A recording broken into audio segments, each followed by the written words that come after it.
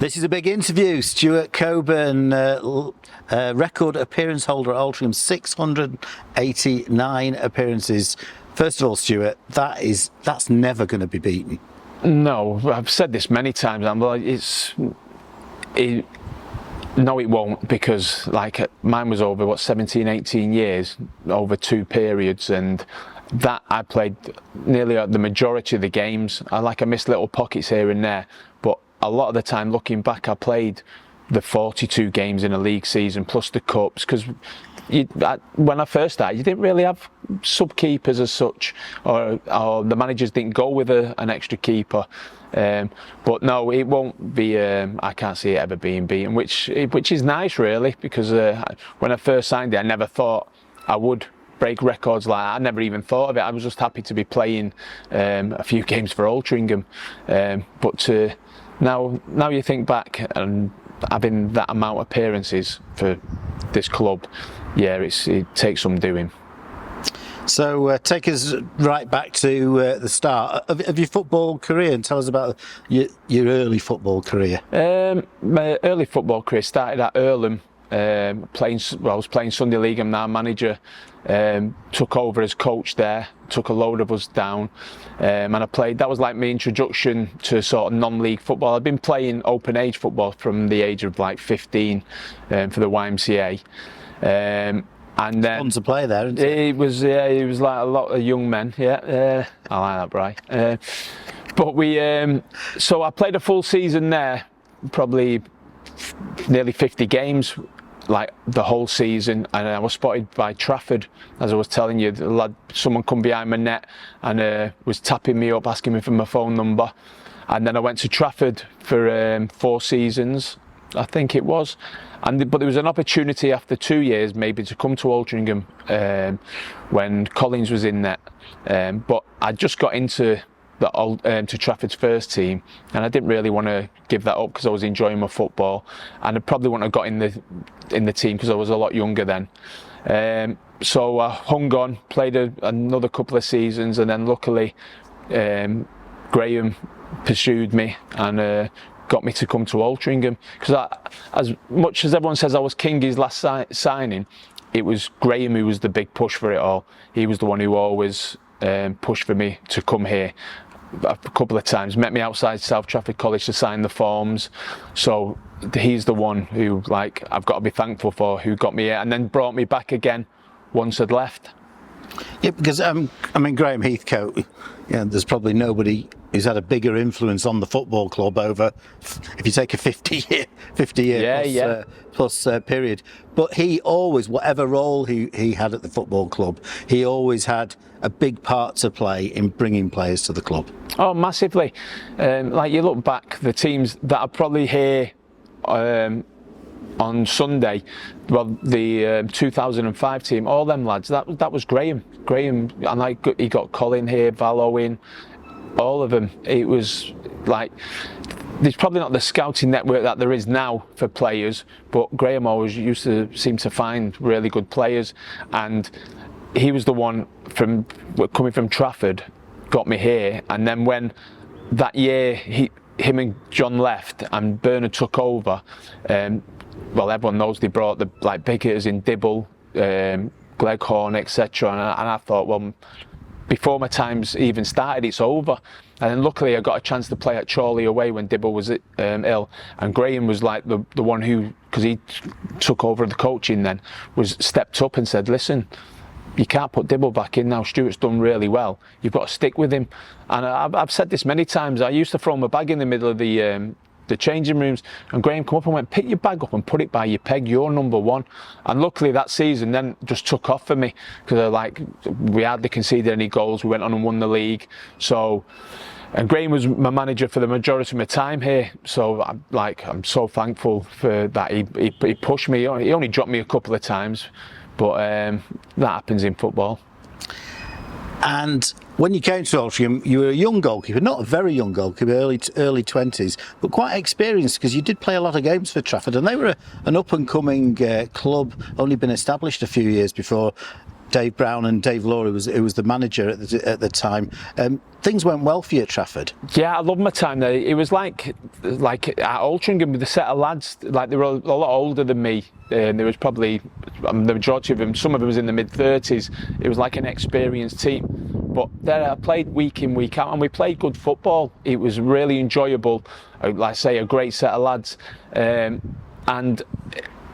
I was comfortable there, but I played, I think it was 170 odd games there in a 4-year period, 50 odd for Earlham. So I'd played nearly 220, 30 games by the time. So I came here 22, 23, which is a lot of games for a young keeper, where back then it wasn't none of this playing out from the back. It was get the ball in the box and go and smash into the keeper. And so I learned my trade there really, and it helped me so much when I did come to Altrincham. So you played a few games when Bernard Taylor was first of all caretaker manager, and then he was appointed manager. You played a few games that season. Matt Dickens was the goalkeeper. So it was all set up for the next season, but it didn't quite work out that way. No, it didn't work out that way. I think I played 3 games in total. I made my debut against Chorley, and I remember being so nervous because I knew I was playing, because I think Matt had tweaked his groin, and I remember warming up, and I was so nervous because I'd never played in front of a crowd on a ground as big as this as well. I'd played at Old Trafford, United's ground for Trafford, but it was a final and it was just a one-off experience. But I was so nervous, and I remember, I think it was the first couple of minutes, a ball got whipped in near post and I caught it from a corner, and that just set me off then. I was like, yeah, I can do this. We won 3-0. I think we played Spennymoor away on the Tuesday. I think we got beat 2-1, but I had a decent game as well. So I thought, yeah, I knew that I wasn't going to play because Matt was number 1 at the time.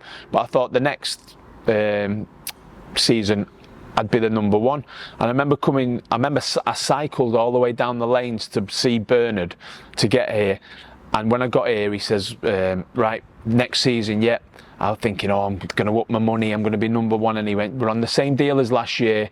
And I thought, I've just cycled like an hour or so to get you, winding me up.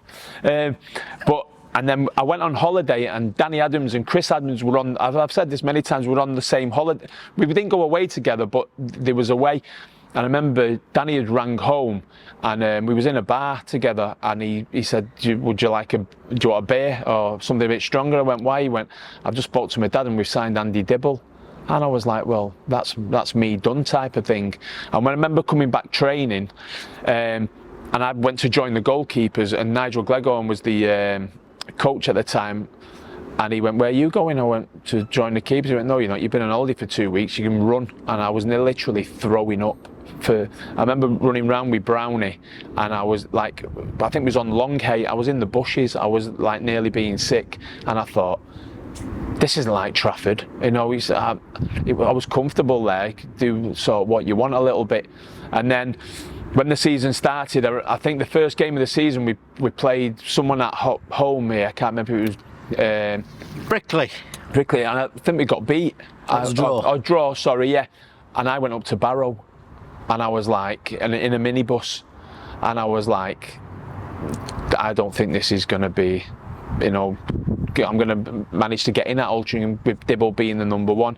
But after 8 or 9 games, luckily for me, it turned, yeah. And it turned into a fantastic season after a really difficult start. But once you established yourself in the team, you mentioned that game at Chorley, that was quite a pivotal game. It was Mark Ward's debut. Yep. We won 2-0. And from then, we never really looked back. No, I think we went on like a 20-game unbeaten run from then.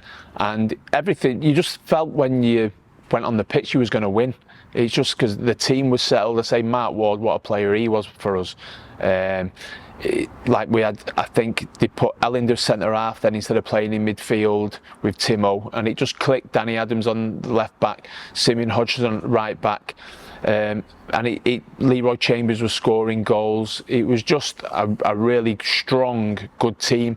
And you just felt going on the pitch that we was going to win, and I think I kept like loads of clean sheets that year. Just felt comfortable in the team, and we got on a roll, and it just went from there. And I know it went to near enough the last game of the season, but if we hadn't have had the start that we did, I think we'd have walked the league.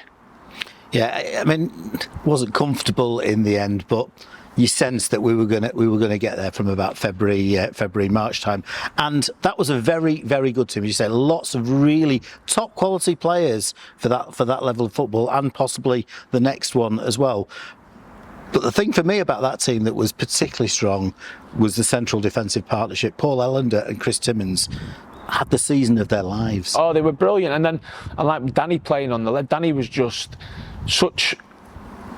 He was so comfortable. He used to scare the life out of me the very first time. I think I said this the other night. A ball was whipped into the back post. I'm like shouting for him to clear it. He just chests it down in the 6-yard box to me. And you're like, what are you doing? But then I knew that's what he would do. Paul Ellender, he was just really comfortable, strong. Timo the same. Simeon on the right. We had the base to let the others go and get on with it. And we were just. I think that season, I think we conceded from when I got in about 30 goals, which was brilliant. Danny Adams, did you sense that he was going to go on and have such a good career in football? Because he did have a great career. Oh yeah, I think Danny could have played even higher than he did if he'd have took it more serious at first, because he did like a social life as well, Dan. But yeah, he was just so strong. No one ever beat him. He was good on the ball. He was just so laid back and calm. But to go and have the career he did was like amazing, really.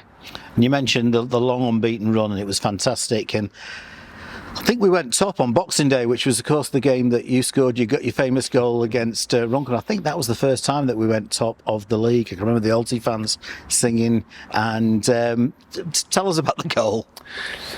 It was a bit bizarre because I'd never played at Runcorn before, and I'd heard about it like being on a slope, and it was wet and windy, and I'm not sure if it was the first half or second half. It was such a long time ago, but as you did then, it was just a big pump forward. It was nothing meant for it. Like, I think I've enhanced it many times. Said I've seen the keeper off the line. I thought I'd bounce it here.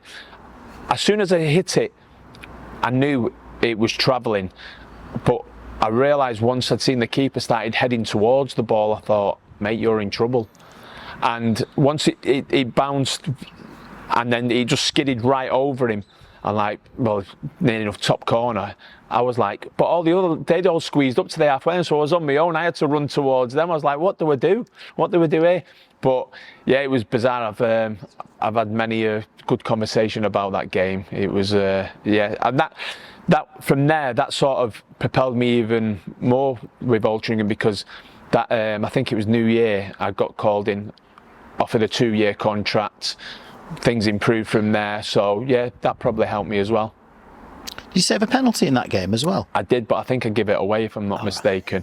But my memory's not that great on that. I don't really remember that bit, but I've been told that I did give it away, but I did save a penalty as well, because I remember Mad Dog saying he was driving home, and if someone was like on the radio saying, I've just been to Runcorn, the goalkeeper there, he's give a pen away, saved it, and then he's scored a goal as well. It's unbelievable. But yeah, it was good. So we went on to win the league, beat Emily here on a Thursday night. Andy Lovelock scored the goal. The pivotal game in the run-in for me was the 1-0 win at Gateshead when Ricky Harris scored, and that was a big game because Gateshead were a decent side. Be honest, Brian, I can't really remember that.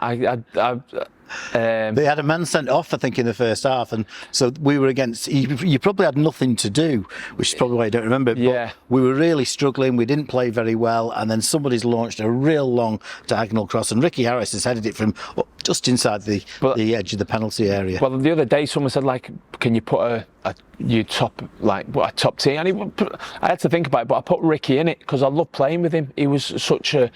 He battled. But he was a really good footballer as well. He was just unlucky with injuries. I only played a season with him, but when he played in that midfield, and I think he scored a couple of goals when we played Hyde as well at home. We was getting beat 1-0, but you're saying that with Gateshead, I try and forget about going to Gateshead because it was just a horrible place to go. I remember playing there in the conference. They had ball boys all around. Gateshead went 1-0 up in after about 70 minutes. All of a sudden, all the ball boys disappeared. I think Coat had to put Charles and someone else behind the goal to get the ball because it takes that long to come back. It's just a horrible place to play. So Gateshead is a place you hate playing. Where did you really like going to? When it was first done, Rushden and Diamonds, because it was like a little mini Wembley. It was brilliant. And I can remember one game at Rushden Downs. I think it was a draw. We might have won 1-0, but I think it might have been a draw. And you had a good game, but in the last 10 minutes, you must have made 3 or 4 really good saves because they were absolutely bombing us. Yeah, I remember that because I remember at the end, Robbie Lawton coming up to me and then squeezing the life out of me because we'd won 1-0. Yeah, and it was a special stadium there, wasn't it? It was really nice. It was a shame what happened to it, but when you went there, when they were on, like when we first got into the conference, well, I got into the conference with them, and they had like your Billy Turleys, you had like an amazing team. Dr. Martins was sponsoring it. It was lovely. And other places that I like to go, Stevenage was we always seemed to go there early on in the season when the pitch was nice, plenty of fans. So yeah, a lot of them games I like going to.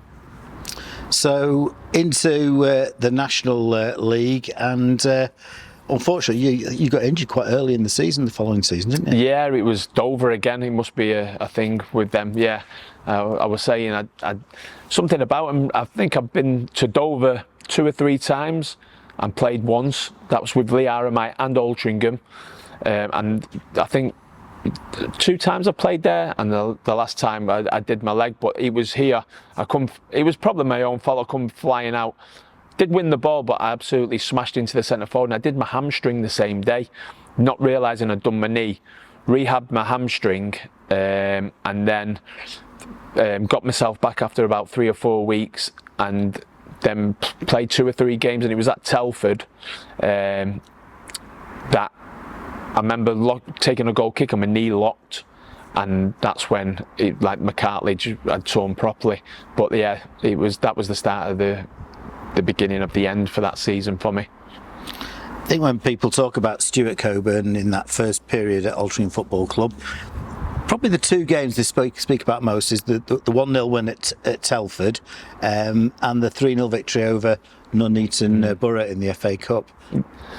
Yeah, I know, because I think in that game, the Nuneaton game, I think Rod scored a couple of goals, and he always says, like, to me, and he's really nice, the best goalkeeping display he's ever seen, and it's probably one of my best games that I've ever had. It just seemed, because if I'm not mistaken, I think Warren was playing against us that captain. day. Yeah, he was captain, and he should have took the penalty, and it wasn't. I think it was McGregor who took it off him, and because like I used to travel in with eventually, and he said he'd have scored, which and that would have changed the whole complexion of the game. But McGregor, I saved it, and then I made a couple of saves down this end. But Nuneaton fans always remembered me from then, even when I went to Lee Aramite and played against them. We had good banter about it, but no, that's probably my best game. But the Telford game as well, I think another made a penalty save. I made a couple of big saves in that game, but I could probably reel loads of favourite games off really like that. Nuneaton came to us that day. They were top of the National League. We were in the Northern Premier League. There was no National League North at that stage, so it wasn't as big a gulf as it is now. But it was a massive, to beat them 3-0. And Rod's absolutely right. He was sensational. Kevin Hume had a great game that day as well. Mark Satori. It was a fantastic performance, and it ultimately led to, we beat Lancaster in the following round, and then we played Darlington in front of the match of the day cameras. Mark Maddox scored that fantastic goal. And that cup run was a great experience. It was great. I always remember because it Who was the centre forward who used to play for Lancaster? Andy Whittaker. Andy Whittaker, yeah. He always used to score against me. He was a very good player. They were a good side as well. They were very good. And I remember we drew here 1-1 and we went back to theirs. And was it Lee Pollins scored a hat-trick? And I remember being on the pitch, was Bernard banging a drum, and it was unbelievable. It was after extra time as well. It was actually, yeah. I think well, like Lee Rod Pollins, scored one, and Lee Pollins got he couldn't half hit a ball, and he scored a couple of cracking goals to take us through. But yeah, that cup run was really good. But as you say, the Nuneaton, they were coming here, they were flying, and it was a giant killing to a certain point because where they were. And I think they thought they was going to turn up and turn us over, but thankfully they didn't. So we went into the National League. We did get relegated straight away from the National League. Bernard Taylor resigned, and Graham Heathcote came in, and Graham did a fantastic job. Yeah, it was such a shame because I think we drew 19 games that year. So you think maybe you win one or two more, or just one, and because I remember we played Kidderminster. And they was already promoted. And I remember I wasn't playing. I was sat in the stand with Phil Power, and I remember them coming in the bar afterwards. And Mike Marsh, he was like saying to our lads, "Score, come on," because I think it was Clattenburg's last game as a conference referee, and they were like, "Come on, we're doing everything we can, just score a goal." And we thought Ricky Landon might have come on and nicked a goal, but wasn't to be. And then Colt took over then, and he kept the majority of the lads because a lot of them left because of probably money situation and everything, and then he had to build the team back up, and it sort of started all over again. And it was probably a struggle at first because with what we'd been through with all the winning the conference, the uni bond, and then going back to it. And I say a lot of players left, so Colt had to pick everyone up and sort of go shopping again then but it was about the team bringing a good set of lads together rather than individuals. Who's the best? Who's this? And then it just really went from there, really. That Kidderminster game, a couple of things I remember from that game. We couldn't score a goal. We went 0-0. We went down. Gary Warrington and Ian Rosendahl, two fans, ran from the Gulf Road end all the way up to a bank of Kidderminster fans because they got to about the 6-yard box and then didn't know what to do. There's 500 of them there. There was a lot there. And the other thing was Jan Mulby was the manager of Kidderminster. Yeah. They were going into the Football League, and down the tunnel here, he was being interviewed by BBC Hereford and Worcester after the game, and the BBC Hereford and Worcester interviewer said, "How do you feel about sending Altrincham down?" And Jan Mulby went, "I haven't sent Altrincham down." And he pointed at Bernard, who went, "He sent them down." Right, did he? Yeah, fair play. Yeah. It wasn't long after that you left Alty and went to Lee RMI, and I think we all knew you were too good for the Northern Premier League, and that you probably would move on. But also things had changed. We had a big budget when we won the Northern Premier League. It was around about £8,000 a week, I think, which I think Phil Parkinson's operated on that sort of budget. Yeah, it's the same budget, sort of 20 years later. But then things got very, very difficult for the football club. Yeah, it was. I remember having the conversation. I think I spoke to Bernard in his office because he used to have an office here, and he was offering me what I was still on when I was in the conference to stay, but I knew a lot of the lads had taken a pay cut to stay on, like Mark and a few others, Jay Gallagher, etc. And I had interest from Chester at the time and Lee RMI, but because I'd missed out on playing in the conference, I wanted to test myself because I thought I'd done okay. I really wanted to push myself, so that was the reason why I left. But after that, that's when it became apparent what sort of trouble Alty was in, and it wasn't me jumping ship, it was just to go and push myself and play at a higher level, which you can't knock anyone for doing that. And that year proved myself right, because we stayed up on the last game of the season in a struggling. We were struggling, the RMI, but I played all the games and I got Player of the Year, Players Player, and I had a really good season. So I'd sort of proved to myself that I could do it in the conference, and then things changed there, and then I ended up coming back.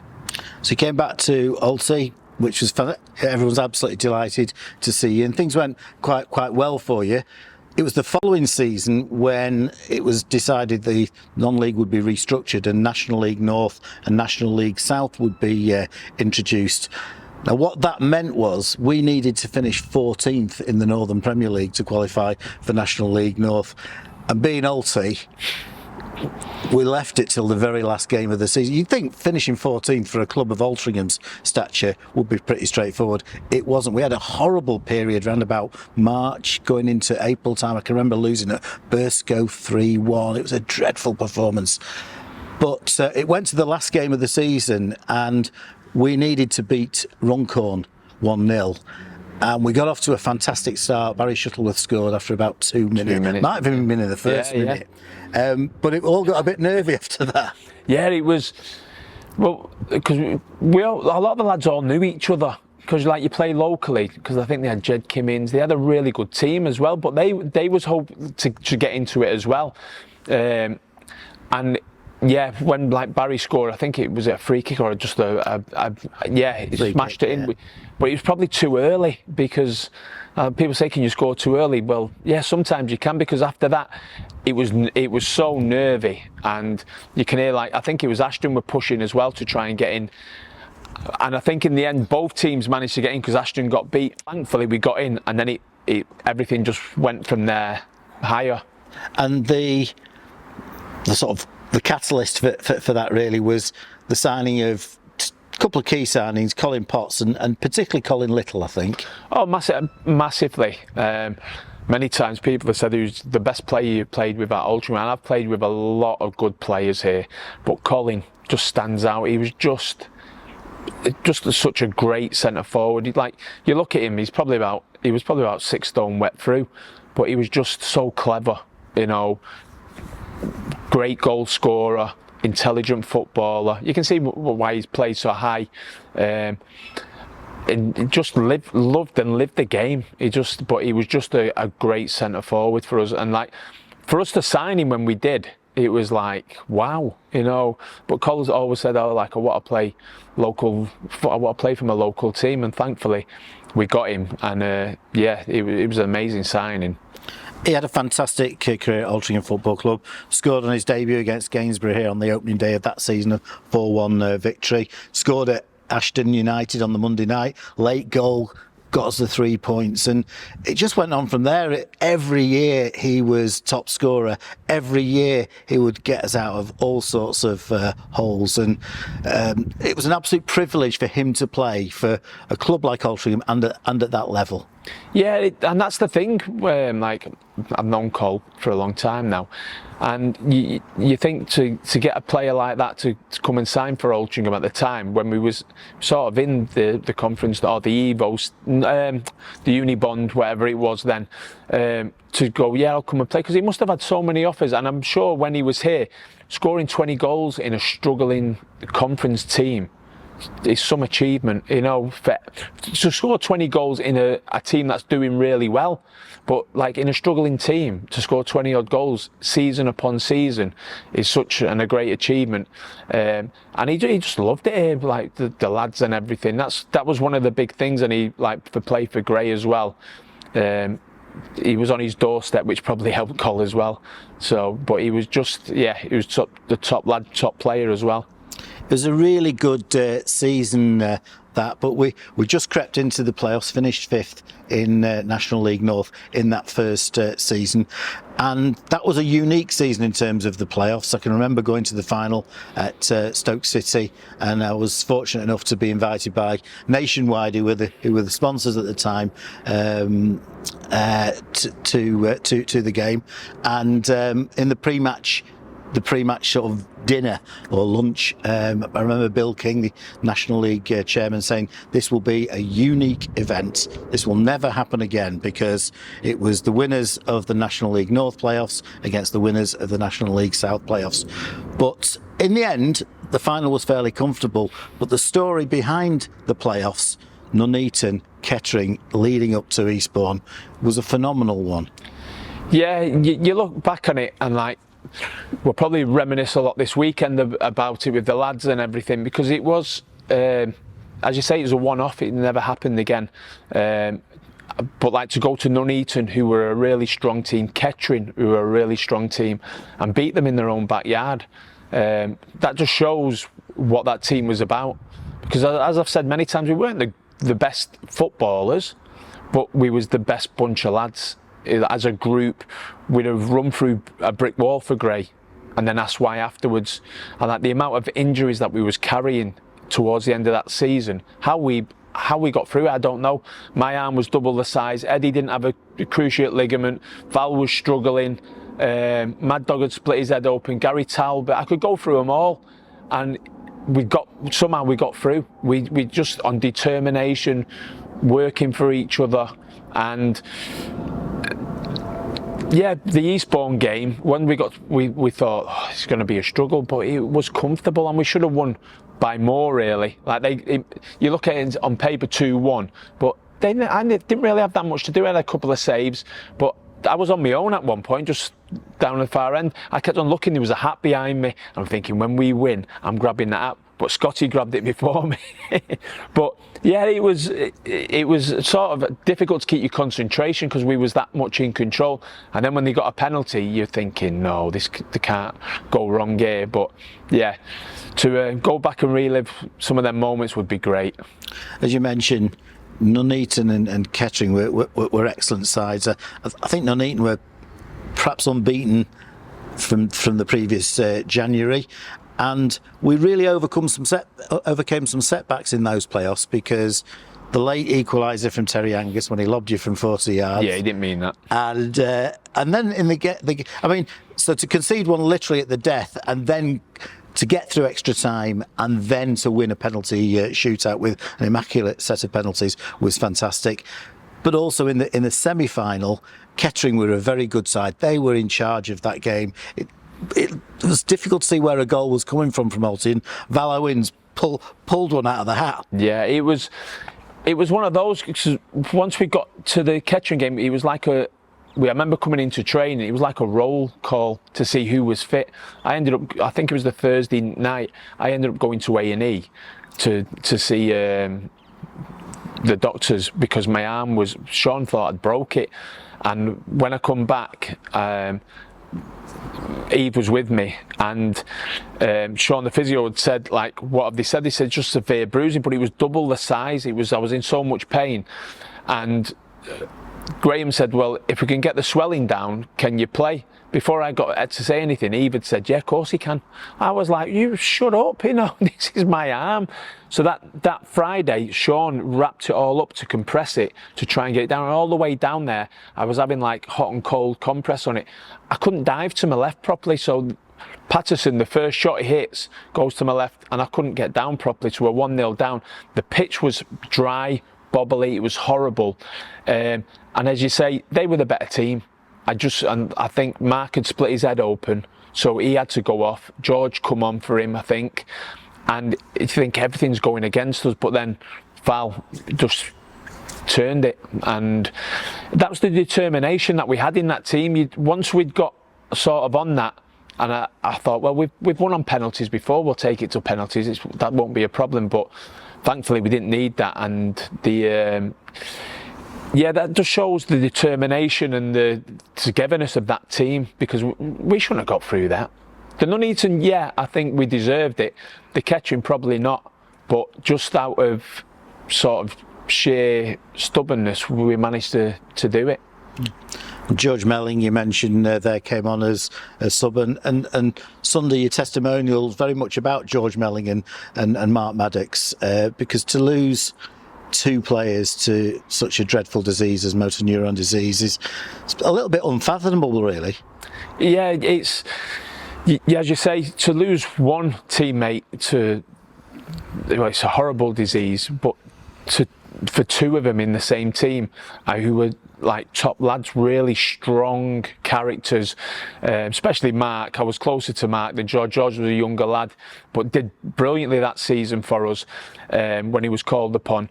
and when you remember them, how big and strong they were to go through what they had to go through. So yeah, Sunday's a big part of it is to remember George and Mark because of what they did for Altrincham, and they'll be sorely missed that they won't be here. So 2005, we're back in the National League, and things got really tough from there because the National League was increasing in terms of the number of professional clubs year on year. We got a bit of a rude awakening at Stevenage with a 3-0 defeat on the opening day of the season, and it was a very tough season, although that first season had some real highlights because when James Robinson came in, we had a real purple patch, had a great run. Of course, we lost all those points because of an administrative issue.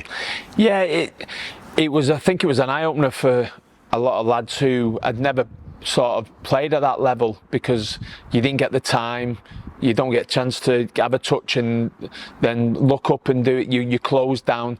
Teams have watched you, where your weaknesses, where your strengths are, and yeah, that season was really tough. I think it was tough for everyone who was part of the club, fans as well. But we managed to, on our own merit, stay up with the amount of points, and then what happened with James, it's one of them things that was out of our hands, but we managed to stay up and do what we did. We had some good times and some good results as well, but it was tough, especially when you're coming back that sort of October to sort of March time, when the early nights are going dark and you're coming back on a coach and you've been beat sometimes quite badly down south. It was hard times, but we all stuck together, and that's what that team was about.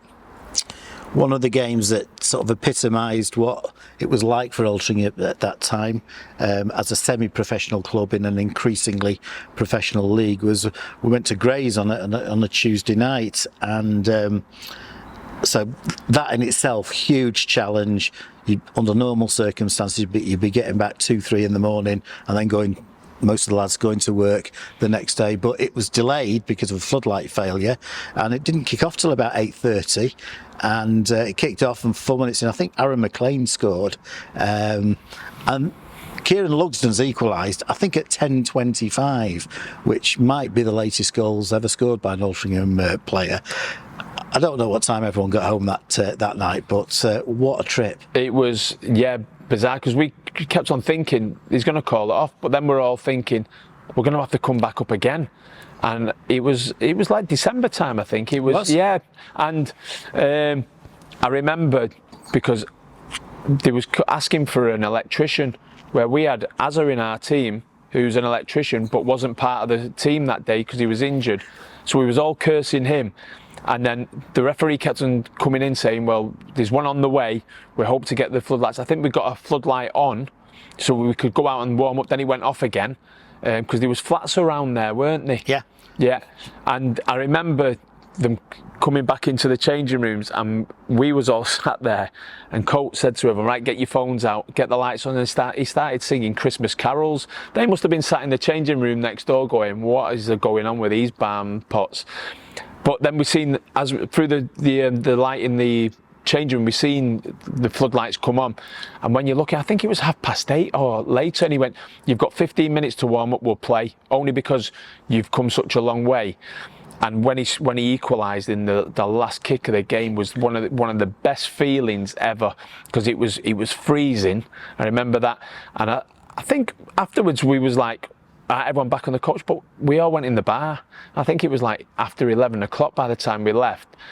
And I remember getting back here, all the cars were frozen, and Graham's telling us to be quiet because of the residents, and it must have been after 4 o'clock, trying to defrost your car quietly while, we couldn't. I remember getting home and I was back in work at 7, and that's when you go, non-league football, no chance. Where the Grays lads would have been having a nice lie in, and where we was all back up, and some probably didn't even go to sleep properly by the time they got home. How difficult was it to do that for 9 months of the season, where you're going to have maybe 3 or 4 trips like that? It was difficult. It was more difficult once we'd had Finn as well, in 2007 because we used to do a lot of Friday nights, and then they got knocked on the head a few years later. But I'd be leaving work at 7, coming straight here after football, so you'd get here for 5:30 on the coach, then get home 10, 11 o'clock sometimes on a Saturday night. And it was difficult for Eve as well, looking after, and difficult for myself, because you was trying to do everything, and you're trying to concentrate on your football, go to the gym, eat the right stuff that you can. It was really difficult, like, because your job's your priority, but you want your football to be your priority. And the conference never really used to have big away trips on a midweek, which all of a sudden they started doing. It was like, well, if you're part of the conference, you're going to have to accept that you go in. And I think I've been to Woking. I think at one point we went to Torquay on a Saturday. I remember you being there, and we should have played them on the Sunday, and they called it off because I remember Colin Little knocking on my door at 9 o'clock in the morning going, "You need to wake up, the game's been called off." And I'm like, "Stop winding me up, Col, I'm having a sleep." And then I rang Colt and he went, "Come and have a breakfast, we're going home." And then I think we did Exeter on a Saturday, Torquay on a Tuesday. It was ridiculous, like, for part-time players. And since not finishing, but as the seasons went on in the conference, I've done many of them. Torquay on a Tuesday night, Dover on a Tuesday night. It was, and then when I got there, Lee Sinnott decided he was going to play Dave Parton, which I wasn't too happy about. But these things happen. I've been to Yeovil on a Tuesday night when I was at Lee RMI, and there was 2 fans from Lee RMI stood in the away end. You know, it's the fans as well. They work their lives round the club as well, don't they? Travelling home and away, like some of the distances that you lot have to go to. They don't think of fans, but that's how it is, especially in the conference now. So 3 seasons on the bounce. The first season we got enough points to stay up, but had 18 deducted very harshly. The second and third season we did finish in the bottom 4, but we managed to escape relegation because of issues with other clubs. What was that like to live through? So you get relegated and you feel really down about it, and then, like, the first time it was sort of like, well, good, we're back in the conference, you know, we'll give it another go. But then when we got relegated the 2 times on the bounce and then got reprieved, I'd have been quite happy to play in the Conference North, because you get to a point where it's hard work, week in, week out, struggling, and which we were struggling. It's like, even now full time, it's such a tough league, but the majority of the teams then were full time. We was part-time training Tuesday, Thursday, maybe 2 hours, an hour and a half, if lads could make it, because people had commitments with jobs. And Graham was always really understanding with that, but it got to a point where it was, we need more dedication. You know, this is your priority, you're getting well paid for doing it, but it gets to a point when you're getting beat week in, week out, and you're struggling, then it's difficult. And I would have been quite happy to drop into the North. I know you're trying to get back into the conference, but you win more games of football. When you play football or you play any sport, you want to win or be competitive. And sometimes we'd turn up at places and I'd just be happy to keep the score down.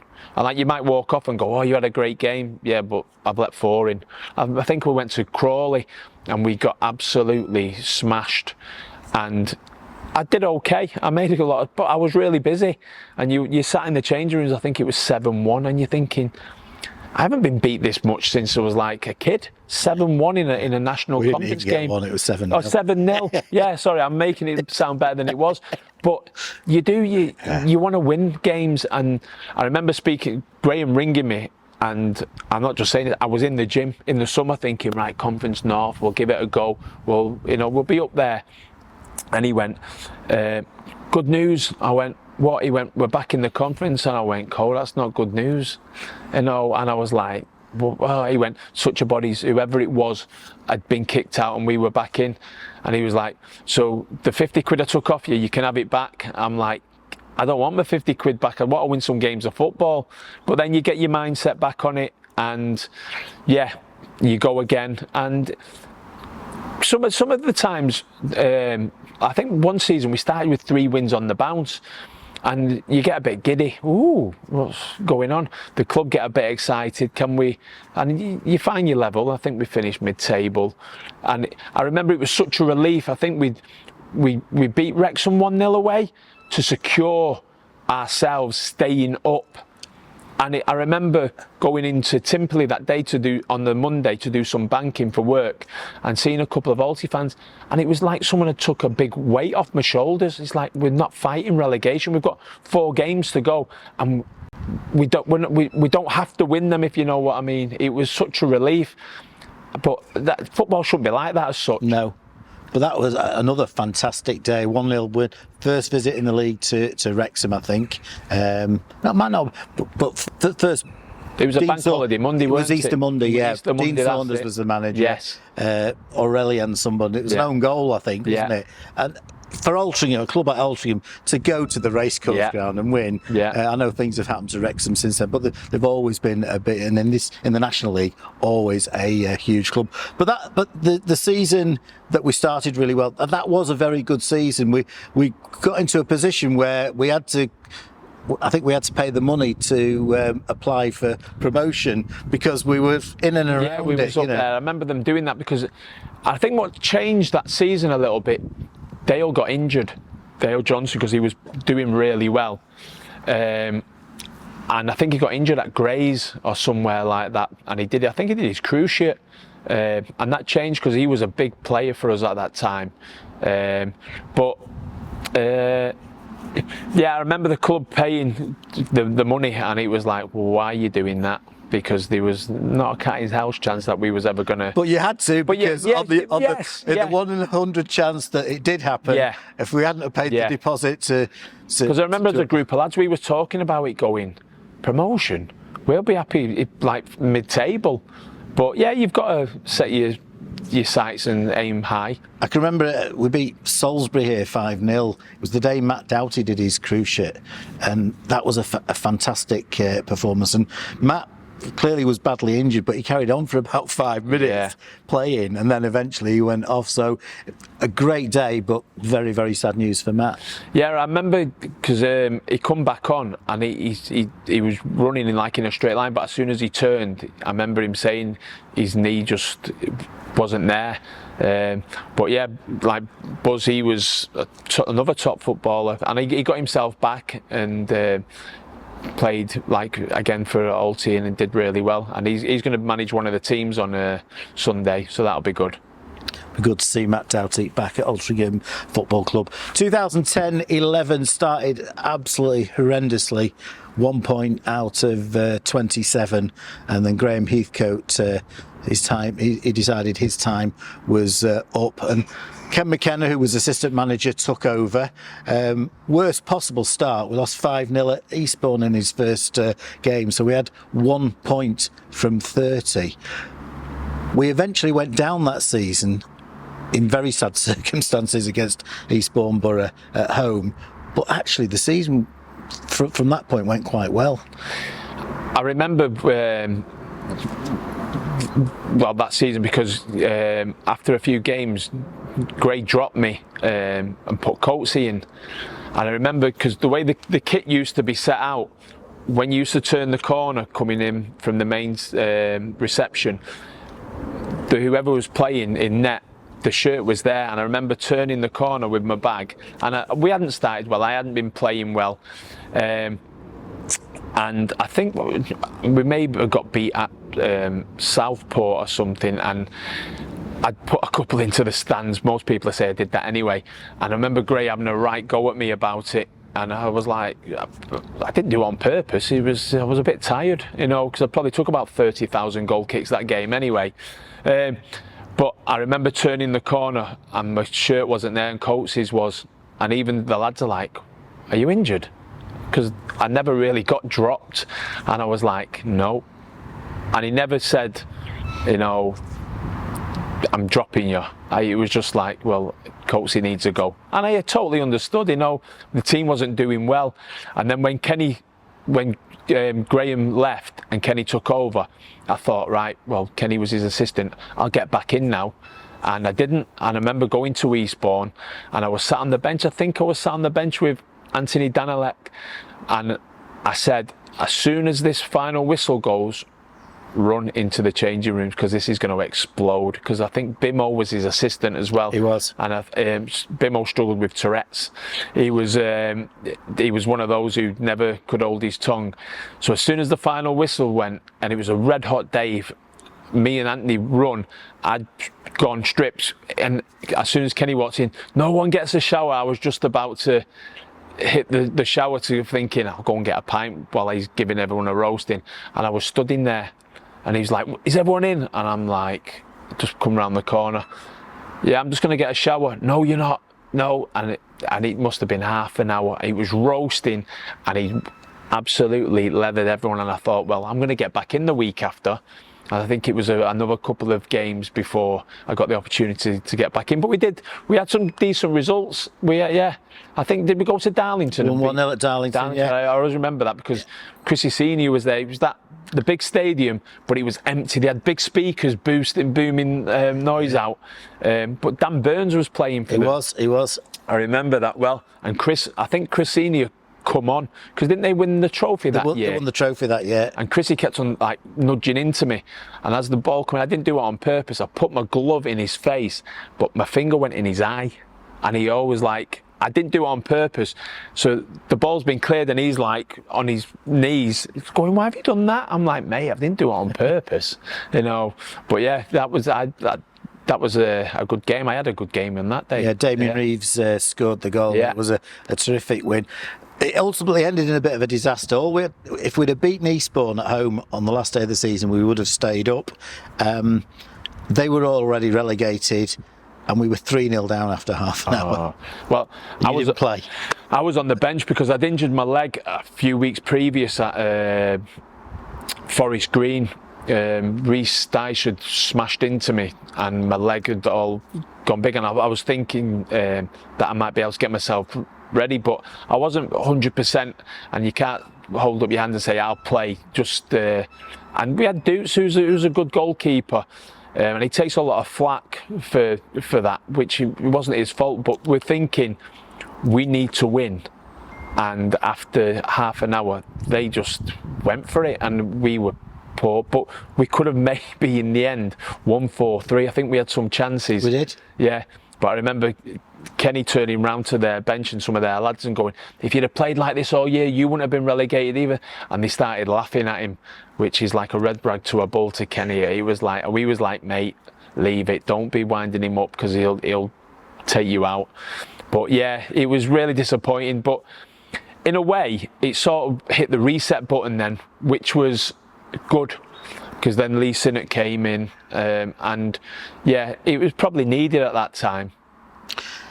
So back to National League North. First season was a little bit in and out. Hyde had almost won the league by the end of September. I remember we went there on bank holiday, August bank holiday, and lost 2-1. We were already 10 points behind them. I think we knew we weren't going to win the league, and we never really got close. But the second season, which was when Duncan Watmore, the Duncan Watmore season, was a great season. We went very close into the playoffs. Yeah, that you're saying about the high team, I remember turning up because I think City were putting quite a bit of money into the pitch and the facilities then, and it was like a bowling green, and they would just pass the life out of us. But we was in sort of transitional period there. We was going through a lot of players. We had, I think, Flinney and Jonesy playing centre half, and the gaffer was finding his feet with who he wanted to keep, who he didn't. So that season, it was enjoyable. It was because we was winning games as well. But the season after, as you say, the Duncan Watmore, where he just exploded onto the scene, was a great season because we had like Jake. We had a settled team. Reeves, he was scoring goals, and it was Brackley were probably the bigger and stronger team in the playoffs. Like, we beat them here, and I remember we were celebrating, but not over celebrating, and you could hear Billy Turley and them going, "Oh, you think you've won? You've got to come to us on Saturday," type of thing.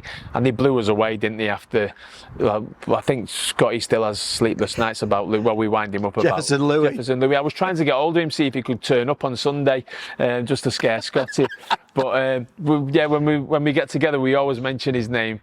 But that was unjust for Scott, because he was a young lad just starting out. And Jefferson, he was a big, well-known lad who, he was just too big and too strong on the day for him. And we didn't perform, we were poor. They just blew us away within 25 minutes, didn't they? It was all done and dusted. But I think that gave us that spur for the year after, really. And fantastic season, ending in the memorable 2-1 victory over Guiseley here in May, after a great two-legged semi-final against Hensford. Yeah, there was always good games at Hensford. In the league, we had some close games with them, and they were a good team with Danny Glover and other lads who they had playing for them. And I remember the goal that Danny scored in I know he didn't mean that. No, it's no way. It's a bit like the Terry Angus one. It's just, when as soon as someone hits one, and I did dive for it, and you're thinking, and he, remember speaking to him afterwards, he went, "Yeah, I meant that." I was just helping it on. But when we went 1-0 down, I think we went 1-0 down here, did we? Yeah. Thorley scored. Tom Thorley scored. And he was like, "Oh, maybe not to be." But then we reacted again. And yeah, they were really close games and enjoyable games as well to play in, because there was two good set of lads playing against each other. So that was good. So promoted back into the National League again, and we did well first season back in. Again, semi-professional side, one of the few at this stage in the National League, but we secured safety. I think it was on Good Friday. We played. I think we beat Southport here on the Good Friday. We had about 4 games left to play. Yeah.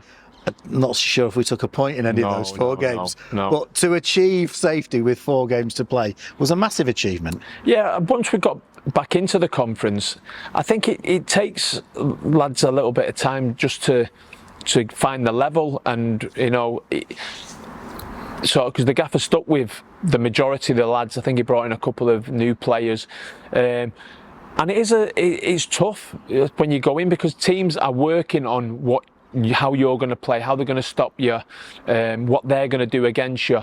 Where we used to have 2-hour periods where we worked on a little bit of shape and what other teams might do, but it was about what we was going to do. And we started the season not too well. I think it was three games in. I was dropped. Well, I was rested. Lisa Gateshead, told me. It? No, was it? Yeah, it might have been. Gateshead on August Bank holiday. We played Southport. I think it was on the Saturday, and I'd made a couple of mistakes. I'd not played well, and I remember coming in, and a few of the lads were like, "Are you injured?" But I thought I had an inkling that I wasn't going to be playing, because I had a lot going on. Eve was pregnant with Jack. We was doing the house up. Football wasn't my priority at that time, and it was sort of a relief to a certain point. Not that I told him that I wasn't playing, so I didn't have to worry about football for a few weeks. But then after 3 or 4 weeks, I wanted to be back playing again, and the team was struggling a little bit, but Dave was doing okay, so I couldn't go banging on his door. And then I'm thinking, I'm 40 or 39, I want to be playing. I'm thinking, do I go and knock on and say, can I go somewhere and just play games of football? But Dave got hurt at Barnet, and then after that things took off, and I was probably playing some of the best football I've played for a long time. But I think the older you get, the better you get. You don't have to, as Dens would say, come off your line. You let other people deal with that, and you can. And I was still sharp enough and doing the right thing. But I think it was here, Southport game, and we won 2-0, so we was safe. and there was a carrot dangled of get to so many points, you can have a week or a few days away in Mallorca or Magaluf or something. And we didn't do anything after that. It was, we stunk the place out. I remember at Telford, Torquay, I think I'd come off injured, and Lee Sinnott come in and was absolutely ripping the lads to pieces, thinking forget about going to Magaluf, you know, you want to start concentrating on football. And we didn't pick another point up after that.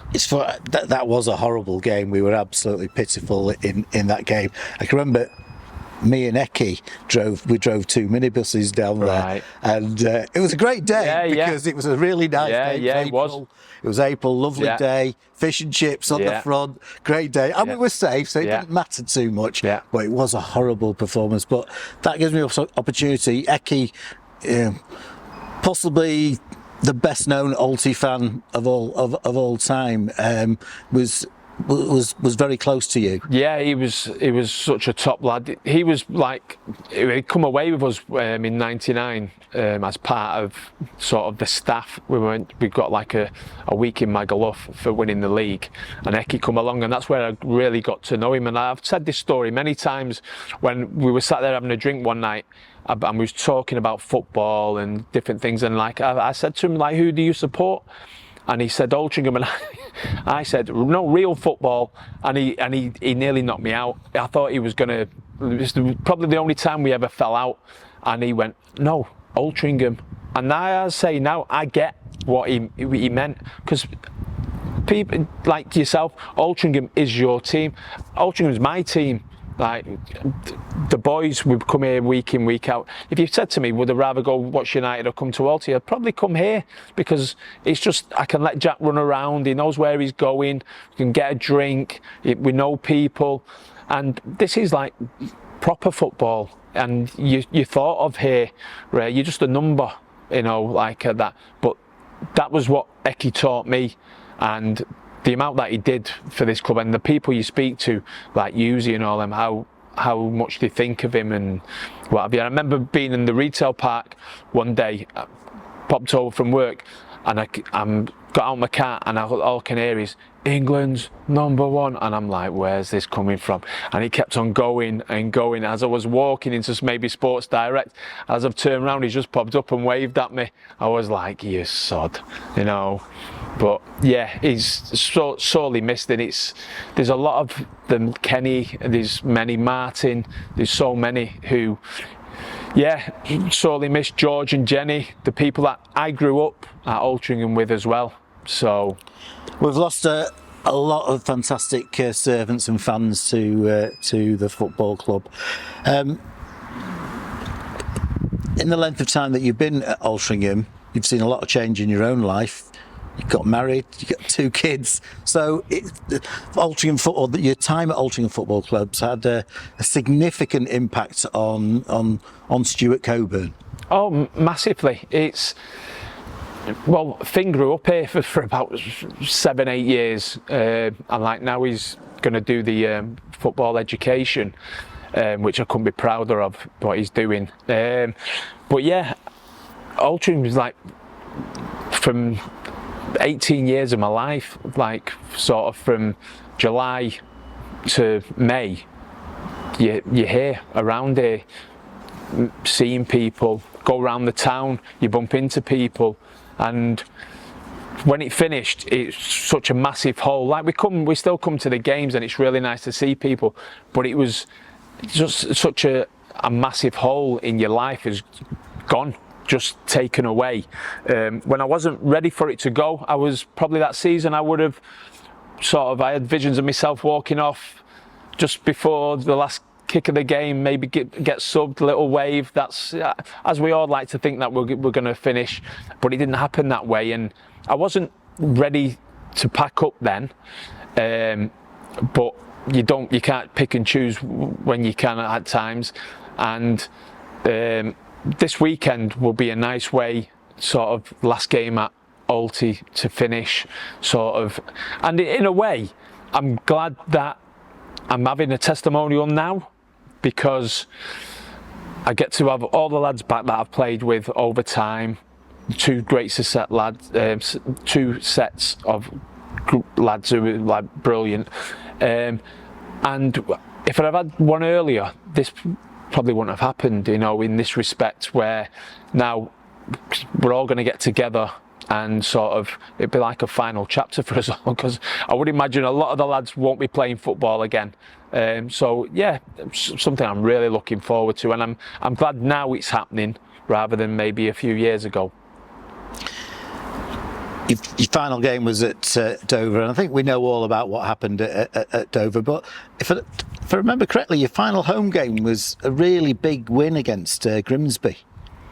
Yeah, it's because, well, didn't they go up that year? Or I think they did. Yeah, they were really strong. I remember that end being full, and Tom Marshall broke his leg, didn't he? He did, yeah. Because I remember, and it was nothing. Masha just turned and his leg went, and I remember the look on the lad's face, and like later on in the game, I've come out to punch one where Denzi was always like, come off your line. That's why I didn't come off my line.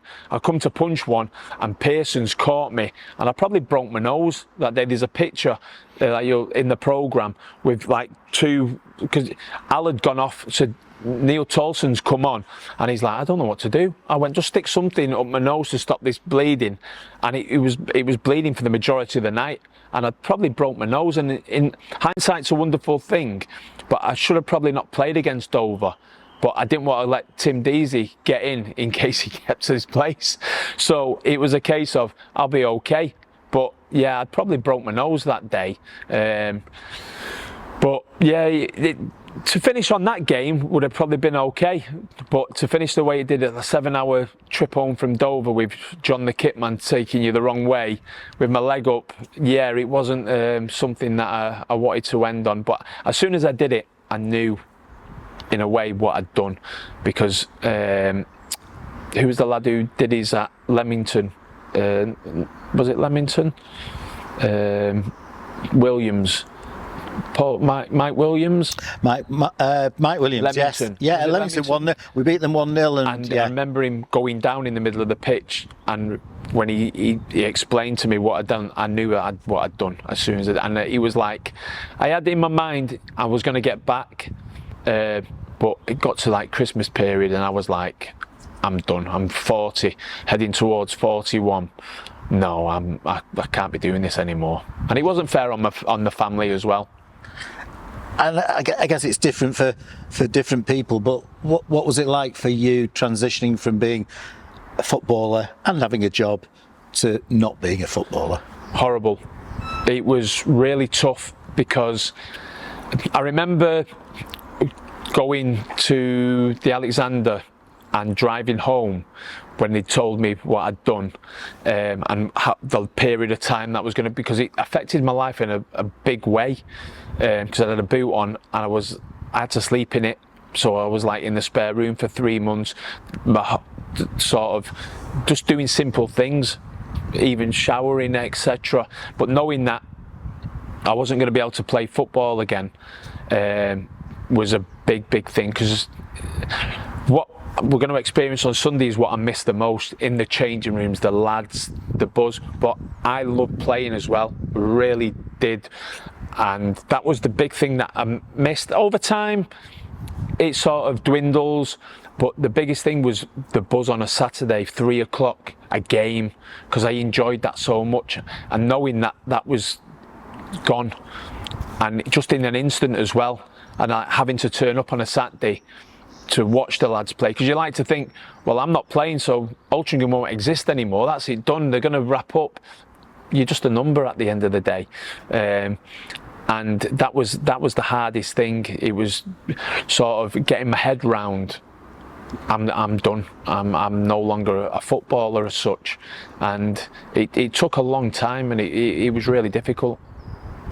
Well, Stuart Coburn, I hope Sunday goes. I'm sure it's going to be a fantastic day. Hopefully the weather's going to be decent. The forecast is it looks nice. Yeah. Is good. You've got so many people turning out for you. I'm sure the Alty fans are going to turn out in force, and it's going to be a fantastic day and an enjoyable one. The result doesn't really matter, but we're here to enjoy ourselves, and it's what football is all about in many ways. Yeah, it's for Sunday's about. A lot of the younger fans won't know who I am. They might have heard of me, but for the older fans, it's about if they can come down and see the lads, reminisce and enjoy the company, because everyone will go in the bar afterwards, and we won't get an opportunity like this again to get all the lads together.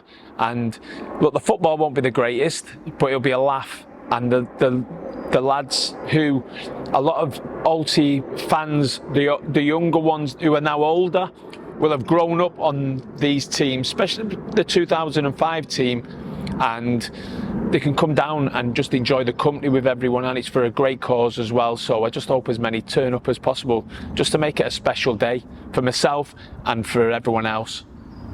Yeah, just a reminder of the cause, Derby Rimmer, motor neuron disease, and we've got members of Mark Maddox's family here as well. Well, Sonny's going to play. Sonny's going to have a run out. I just hope he's not as aggressive as his dad. Otherwise, we might need an ambulance on standby.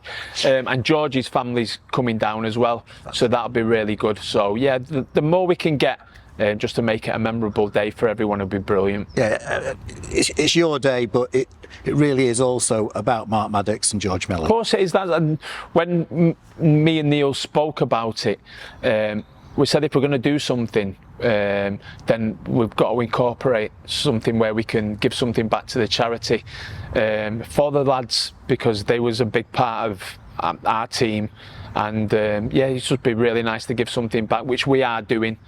So the more people can turn up, the more money we can make for them. It'd be great. Stuart Coburn, thanks very much, and 689 appearances. Well, that is never going to be beaten, so congratulations. Cheers, Brian. Thank you very much.